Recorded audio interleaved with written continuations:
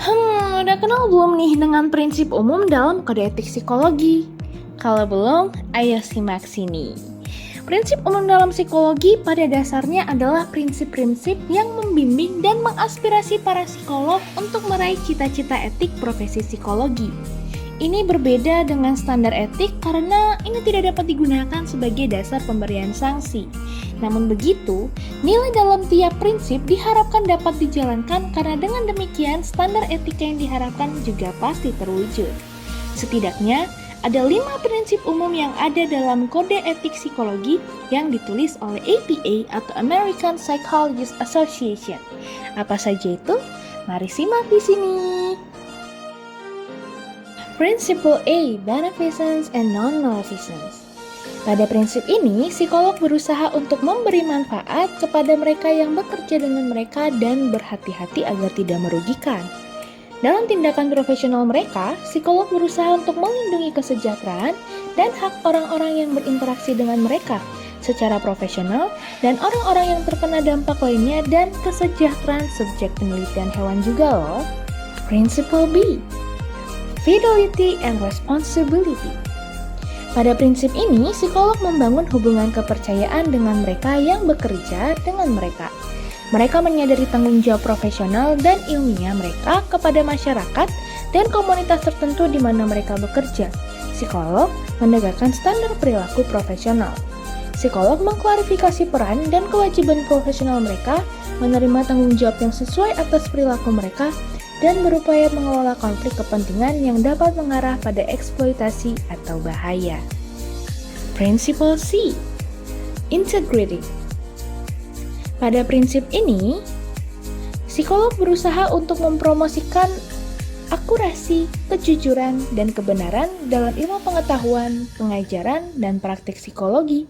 Dalam aktivitas ini, psikolog tidak mencuri, menipu, atau terlibat dalam penipuan, akal-akalan, atau pemalsuan fakta yang disengaja. Psikolog berusaha untuk menepati janji mereka dan menghindari komitmen yang tidak bijaksana atau tidak jelas. Dalam situasi di mana penipuan dapat dibenarkan secara etis, untuk memaksimalkan manfaat dan meminimalkan kerugian, psikolog memiliki kewajiban serius untuk mempertimbangkan kebutuhan, konsekuensi yang mungkin terjadi, dan tanggung jawab mereka untuk memperbaiki ketidakpercayaan yang dihasilkan atau efek berbahaya lainnya yang muncul dari penggunaan teknik seperti itu. Principle D, Justice. Pada prinsip ini, psikolog mengakui adanya keadilan, dan keadilan merupakan hak semua orang untuk mengakses dan mengambil manfaat dari kontribusi psikologi dan kualitas yang sama dalam proses, prosedur, dan layanan yang dilakukan oleh psikolog. Psikolog melakukan penilaian yang masuk akal dan berhati-hati untuk memastikan bahwa bias potensial mereka, batas-batas kompetensi mereka, dan keterbatasan keahlian mereka tidak mengarah pada praktik yang tidak adil. Principle E, Respect for People's Right and Dignity. Pada prinsip ini, psikolog menghormati martabat dan harga diri semua orang dan hak individu atas privasi, kerahasiaan, dan penentuan nasib sendiri. Psikolog menyadari bahwa perlindungan khusus mungkin diperlukan untuk melindungi hak dan kesejahteraan orang atau komunitas yang kerentanannya mengganggu pengambilan keputusan otonom.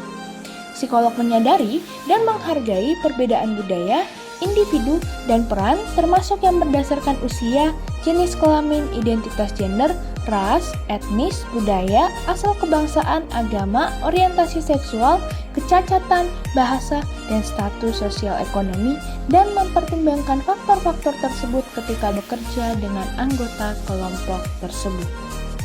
Lantas, mengapa prinsip umum penting untuk diketahui?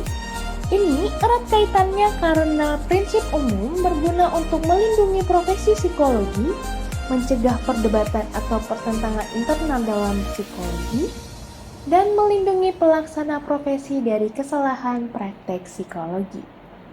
Jadi, sekian dulu tentang prinsip umum kita pada hari ini. Sampai jumpa pada bahasan berikutnya. Terima kasih.